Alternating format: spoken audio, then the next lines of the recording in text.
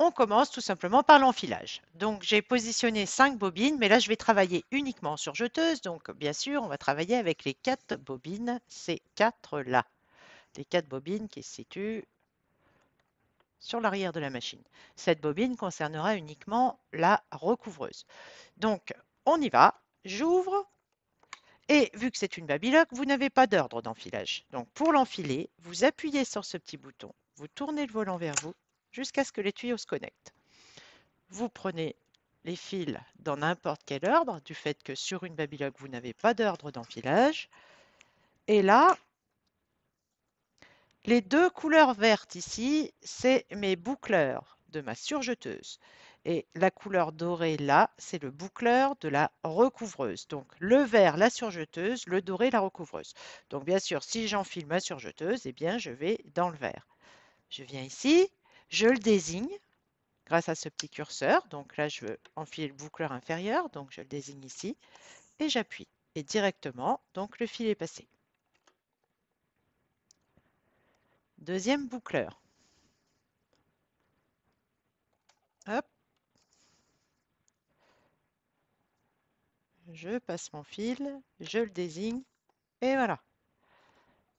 Les deux boucleurs sont enfilés. Passons maintenant aux aiguilles. Alors pour les aiguilles, c'est légèrement différent parce que ça se passe sur le haut de la machine, comme une machine à coudre un peu, mais c'est pas plus difficile. Je baisse le pied, presseur, et j'ai un petit accessoire, celui-ci pour enfiler mes aiguilles.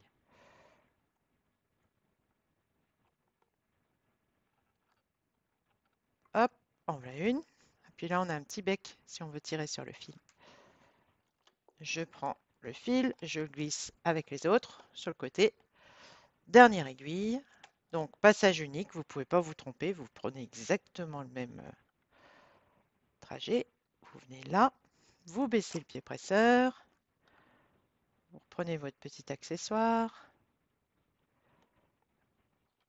Hop, pardon. Et voilà. Oula, une grande longueur. Donc, je coupe cette grande longueur qui me sert à rien et je glisse tous mes fils sur le dessous. Donc, on a enfilé la machine, on peut déconnecter les tuyaux. Ici, c'est mon sélecteur de points. Donc, si je me positionne sur le A, c'est que je désire travailler en 4 fils.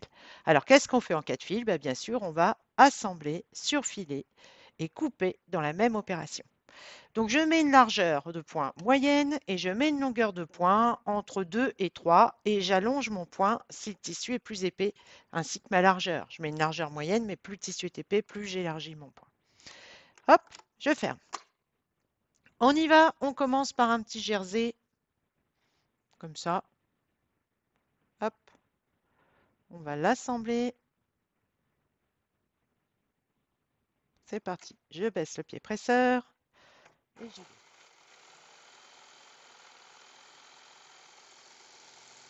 Oula, je vais tenir un petit fil. Alors, résultat, qualité de mon point. Donc, la machine, elle a assemblé parfaitement. Elle a surfilé. Et si vous regardez les tensions, elles sont toujours parfaites. Et puis, on conserve toute l'élasticité du tissu. Voilà pour le premier. Deuxième jersey. Très, très bien. Hop, je veux l'assembler. Je baisse le pied presseur et j'y vais.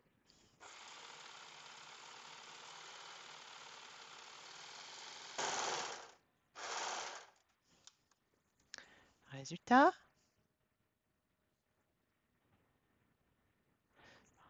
une Babylock, hein, donc pas de système de tension de fil.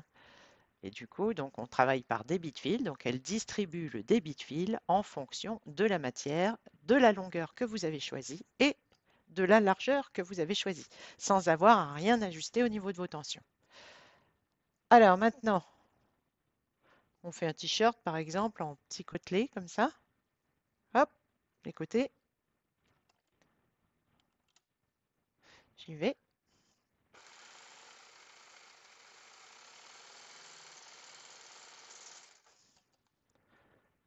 J'ouvre. C'est parfaitement assemblé. Ça conserve toute l'élasticité et mon point est impeccable. Ça, c'est vraiment l'idéal. Alors maintenant, qu'est-ce qu'on va faire aussi en cas de fil? Eh bien, par exemple, imaginons, je veux créer une encolure. Donc, je vais assembler, poser mon encolure avec un surjet 4 fils. Donc, j'ai mon épaisseur de mon t-shirt plus une bande de tissu que j'ai coupée, que je plie en deux pour pouvoir faire comme un bord-côte, hein. Et hop, on va assembler les 3 épaisseurs en une seule. Voilà. Donc, vous préparez bien au début, bien sûr, hein, vous alignez bien votre bande que vous avez coupée et on y va. Voilà.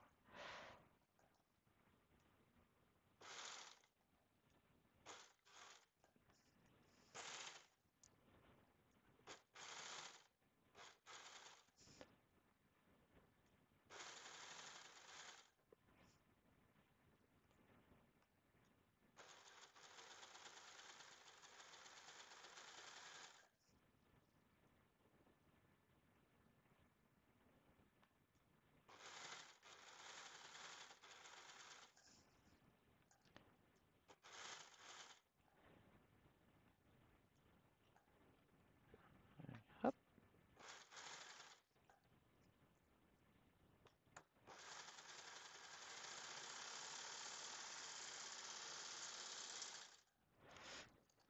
Alors, voilà mon encolure.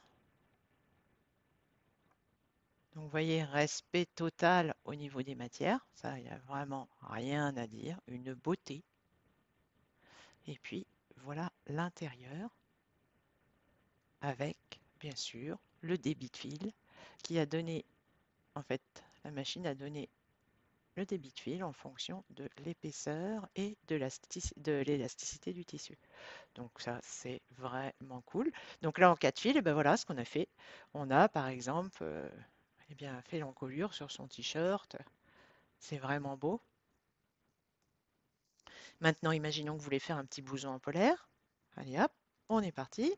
Donc là, naturellement, la polaire, vu que c'est de la grosse polaire en plus, hein, eh bien, je vais allonger mon point.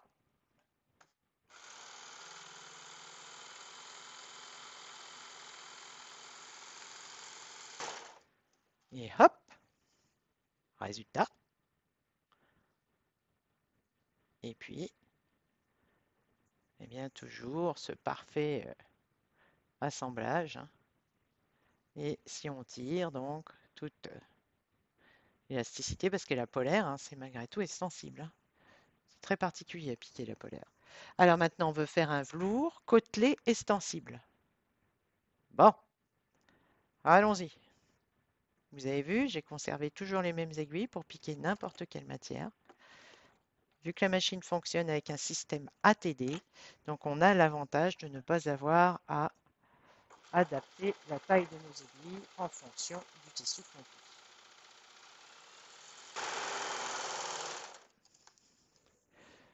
Qualité du point, assemblage,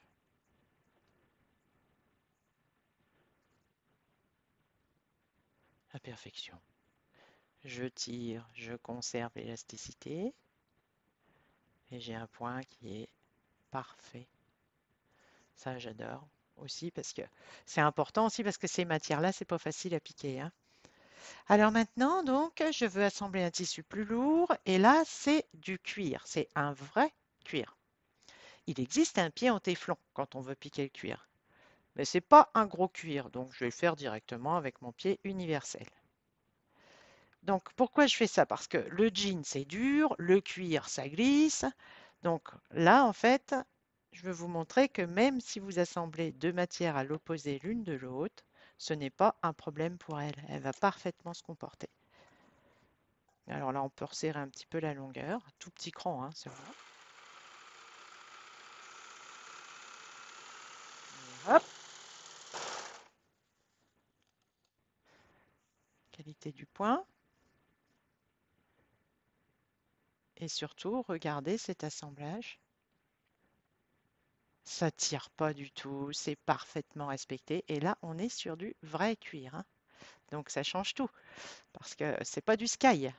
On sait bien que le cuir, hein, c'est un peu extensible, c'est bon, c'est particulier à piquer. J'ai pas mis d'aiguille spécifique, j'ai pas mis de pied en téflon et je n'ai pas un tissu qui glisse plus par rapport à l'autre. En fait, c'est toujours la perfection partout. L'entraînement est identique que ce soit sur le cuir ou bien sur le jean. Voilà pour ça. Alors, on fabrique un petit survêtement, pourquoi pas?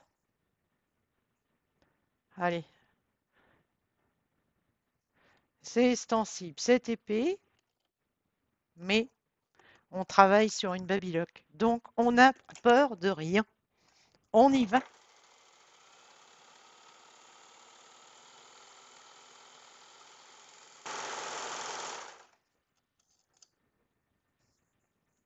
Qualité du point et assemblage. Parfait. Ça gondole pas, c'est respecté. Bon, c'est sympa à faire un petit survêtement. C'est pas compliqué du tout et c'est des matières qui doivent justement suivre les mouvements de notre corps. Et là, c'est tout à fait le cas parce que justement, on a la machine à distribuer des bits de fil en fonction de la matière, de l'élasticité de la matière, ou si elle n'est pas extensible comme là, bon, bah, on a la perfection, c'est pas extensible, mais c'est parfait. Alors maintenant, qu'est-ce qu'on va faire en cas de fil? Donc vous avez vu, on assemble n'importe quelle matière. On peut, par exemple, bah, faire une encolure, comme on a fait là, hein, c'est toujours fait en cas de fil.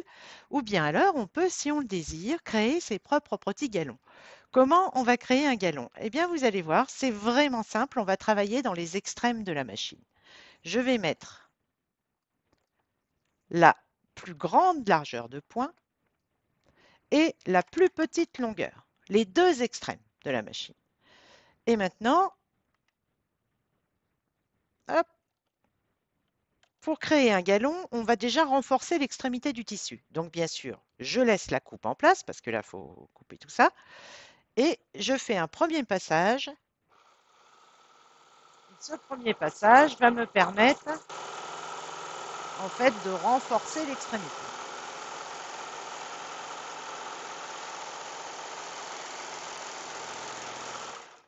Et hop, en voilà un. Alors, le point toujours d'une qualité exceptionnelle. Puis là, je vous le montre avec du fil le plus basique qui soit, hein. Bien sûr, normalement, quand on crée ces galons, eh bien, on fait des efforts pour que le galon soit très beau. Donc, on met soit des fils en laine, soit des fils mousse, soit des fils cordonnés. Là, je vous fais avec du basique. Comme ça, vous voyez, avec le fil le plus... Alors, maintenant, si je veux créer mon galon, donc du coup, maintenant qu'elle a renforcé la base, j'aligne l'extrémité de mon point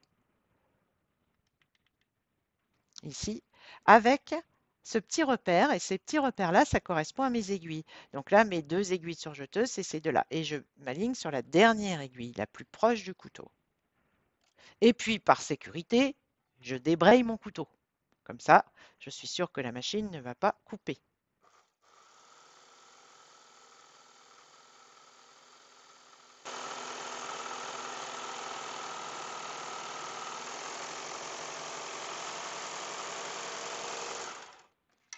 Alors, si on regarde ce qu'elle a fait, c'est vraiment Mimi, parce qu'elle a piqué une toute petite partie sur le tissu et une grande partie dans le vide. Maintenant, si je décide, pardon, de m'accrocher uniquement dans le fil, c'est vrai que ça, c'est tout mou, ça tient pas, regardez. Enfin, ça tient, mais je veux dire, c'est tout mou. Normalement, on peut pas piquer dans un type dans du fil, simplement dans du fil. Eh bien, une Babylock, elle est capable de le faire. Pourquoi? Parce que pour elle, le fil là que vous voyez, c'est une épaisseur. Et elle va donner des bits de fil en fonction de cette épaisseur. Et du coup, c'est pour ça que je peux créer sur ce que je veux avec n'importe quel type de fil, sur n'importe quel type de matière. Donc j'aligne le fil comme si c'était un tissu, exactement la même chose, à mon petit repère là. Et puis si je veux, tiens, par exemple, si je veux que ce soit... Oh, je pique.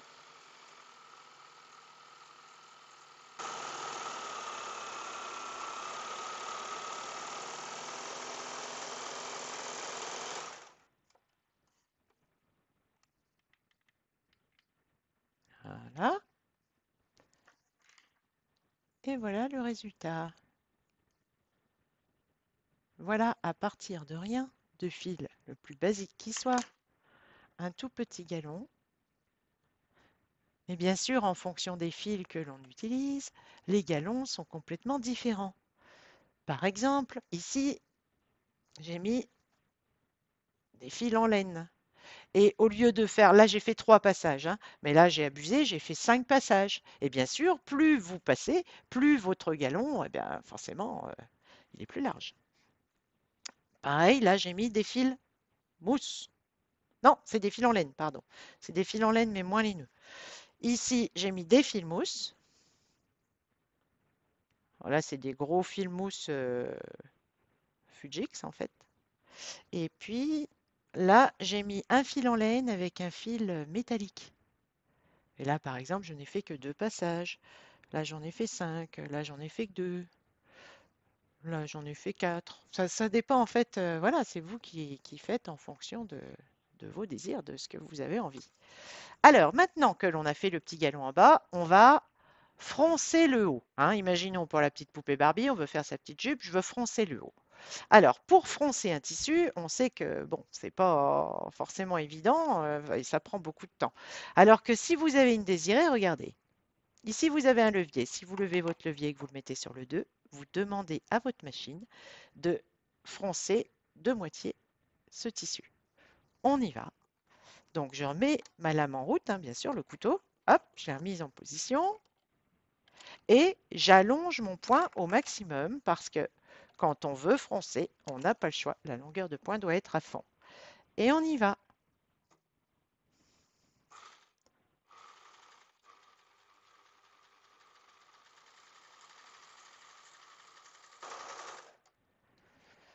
Et voilà, à partir de rien, hein, vraiment, voilà comment elle a foncé.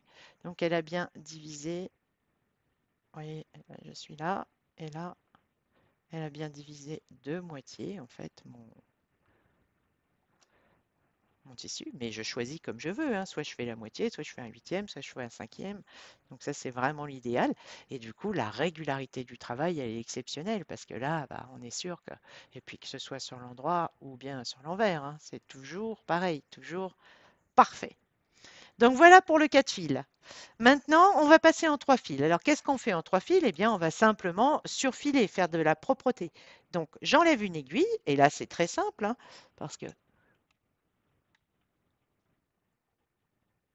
hop, ici, donc, on a des fenêtres et on visionne la tête de nos aiguilles. Si je veux enlever l'aiguille la plus éloignée du couteau, eh bien, je dévisse la vis du haut. J'enlève mon aiguille et j'enlève le fil du circuit. Et donc, je passe en 3 fils. Et quand on passe en 3 fils sur une babylock, on lui dit, et pour lui dire, c'est tout simple, B. Ça y est, la machine sait, et donc quand on est sur le B, on travaille en 3 fils. On fait tout ce qu'on veut, mais on doit lui dire en combien de fils on travaille. Donc, maintenant, qu'est-ce qu'on va faire en 3 fils? Bah, comme je vous ai dit, on va simplement surfiler. Donc, on y va. Je positionne mon tissu.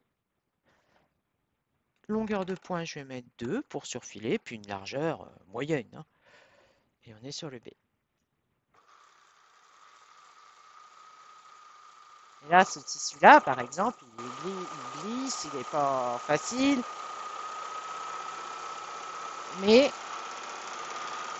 sans rien régler, je suis passé, j'étais en train de froncer en 4 fils, hein. Donc voilà. Et là, j'arrive sur ce tissu, et vous voyez le résultat. Nickel, c'est parfait, c'est vraiment le petit surfilage idéal qu'on adore. Pourtant, c'est un tissu qui glisse, qui n'est pas facile. Eh bien, on n'a aucune difficulté. Alors, on peut adapter tous les types de fils. Donc, je vais vous montrer, par exemple, là, je vais enlever le fil du boucleur supérieur et je vais mettre à la place un gros fil coordonné. C'est du Wonderfil, ce fil, et il est en taille 12. Donc, j'enlève le calbobine parce que, vu que c'est une petite, hop, enfin, c'est du gros fil, mais c'est en petit tubino. Et du coup, je vais enlever le fil qui est encore dans le circuit. Ça y est, il est enlevé. Maintenant que le fil est enlevé, je vais mettre le gros à la place. Donc là, j'appuie sur mon petit bouton, je tourne, ça a connecté directement les tuyaux. Vu que j'ai pas d'ordre d'enfilage, bah c'est génial. J'ai pu laisser ma machine enfiler et rajouter un fil comme je voulais. Hop, ici, je désigne, c'est bien le supérieur. Et voilà. Alors, pourquoi est-ce que je vous mets un gros fil? Dans certaines situations, on a besoin d'un gros fil.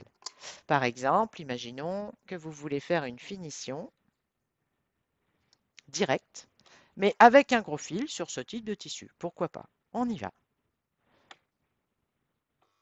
Oh, pardon. C'est très bien, au moins c'est une sécurité. Vous voyez que ça ne fonctionne pas. J'étais en mode enfilage, donc elle ne veut pas démarrer. Je dois déconnecter mon mode enfilage pour pouvoir partir. Alors pourquoi pas une finition comme ça? Alors je peux resserrer mon point.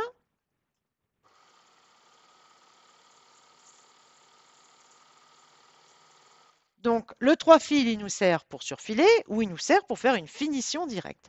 Ou bien alors, si je mets mon sélecteur sur le C, c'est toujours un 3 fils, mais c'est un surjet étroit à plat. Donc là, j'ai simplement ma longueur de point à modifier. Je resserre mon point sur Rolled. Au lieu de rester en standard, je passe sur Rolled. Et regardez ce qu'elle va me faire.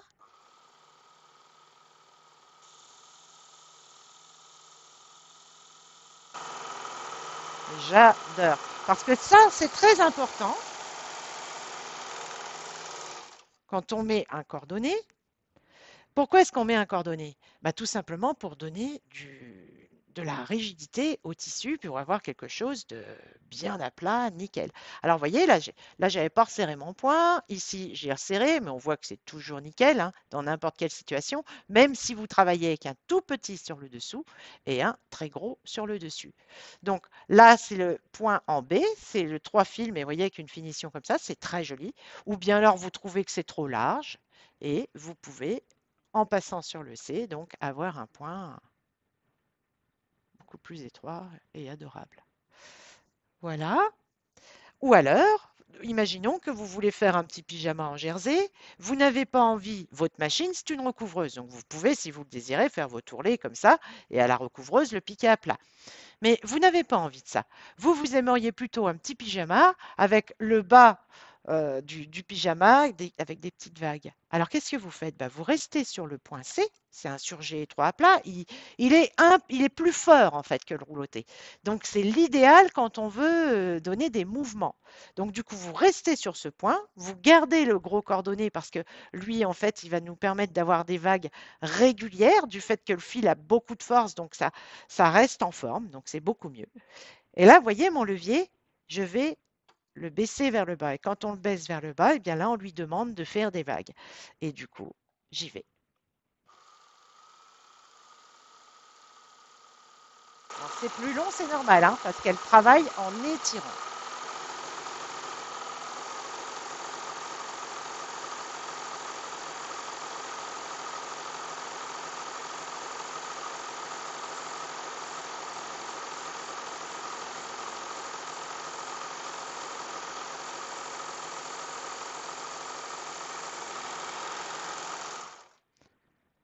Alors ça, c'est vraiment, vraiment mignon. Et l'avantage, c'est que le fait d'avoir mis un gros fil, regardez la régularité du travail.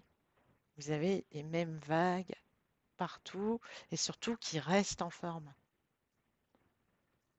C'est vraiment mimi. Encore une fois, hein. Voilà, on peut faire une petite finition comme ça si on a envie. Ou alors, imaginons, vous fabriquez un petit haut dans cette matière et une petite surchemise par exemple. Et du coup, c'est vrai que quand on travaille des matières comme ça, par transparence, on voit le point d'assemblage. Et du coup, c'est pas forcément très agréable de voir l'assemblage à l'intérieur. Alors, du coup, qu'est-ce qu'on fait? Eh bien, on va passer en rouloté. Donc, le rouloté, c'est D. Et on va assembler avec un rouloté. Et le fait d'avoir gardé ce gros fil, ça va me permettre de rigidifier ma matière et du coup, je vais avoir des côtés assemblés parfaitement droits. On y va. Donc, j'allonge un peu plus mon point. Je mets 2,5 parce que là, c'est un point d'assemblage, hein. Hop, je tiens mon fil.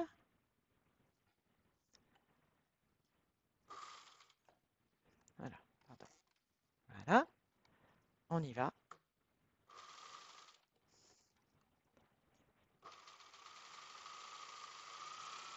Ouh, je me disais, elle resserre le tissu. Eh ben oui, elle est bizarre. Bah oui, elle a de quoi être bizarre avec son différentiel. Mais vous voyez, c'est pas une machine sensible. C'est pas pour autant qu'elle a à la fois, elle a parfaitement réagi. Bon, forcément, elle voulait de l'étendre, hein. Vous voyez, bon, elle a voulu le détendre. Donc, du coup, on va recommencer. Je vais vous montrer, mais c'est bien. Le fait d'avoir oublié le différentiel, bah, même si elle n'était pas sur un tissu extensible, elle a voulu, en fait, elle a obéi, quoi. Donc, c'est pour ça que ça nous fait une forme un petit peu. Alors, je suis revenue sur le neutre. Je veux assembler. J'y vais. J'assemble deux organzas ensemble. Mais au lieu de l'assembler en surjeteuse avec un surjet 3 fils ou 4 fils, eh bien là, je vais l'assembler avec un rouloté parce que par transparence, ce sera beaucoup plus agréable à regarder. Allez, on tient et on y va.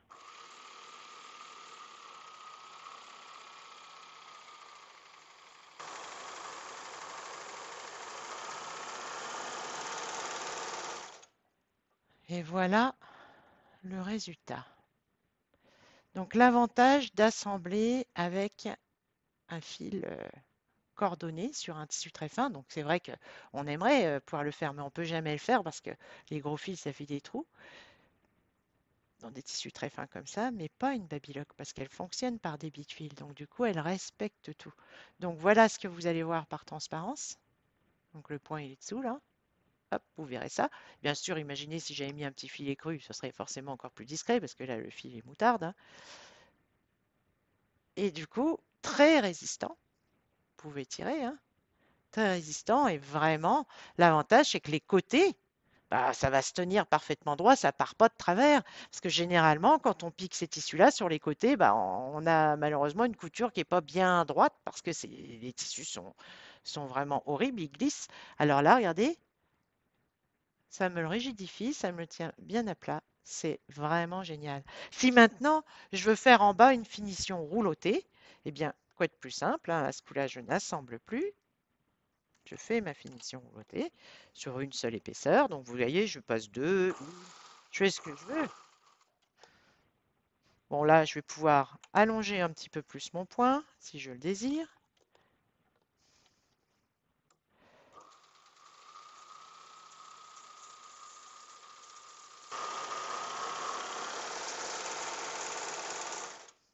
Et là, quand on regarde cette finition, on a même l'impression que c'est une petite broderie. On a l'impression qu'on l'a brodé à la main tellement c'est adorable. Alors, voilà un rouloté avec un cordonnet sur un organza, avec des aiguilles 90, c'est-à-dire tout ce qu'il ne faut pas faire. Normalement, sur ce genre de tissu, vous ne mettez pas un cordonnet en taille 12. Et puis surtout, vous mettez une aiguille 70. J'ai une aiguille 90, j'ai un cordonnet en taille 12 au niveau grosseur, et voilà le résultat, voilà ce qui sort immédiatement de ma machine. C'est beau. Ça a l'avantage, bah, bien sûr, d'avoir son rôle de raidisseur. Donc, du coup, bah, mon tissu reste bien à plat. Donc, l'idéal sur ce genre de matière qui est indomptable normalement, bon, ben voilà, là, on a tout ce qu'il faut. Donc, vous voyez, les petites vagues là, c'est normal, hein, c'était mon échantillon de tout à l'heure et j'avais mon différentiel en route. Mais si on ne veut pas, vous voyez, ça reste parfaitement bien à plat, hein. Ça, c'est vraiment adorable. Voilà pour la surjeteuse.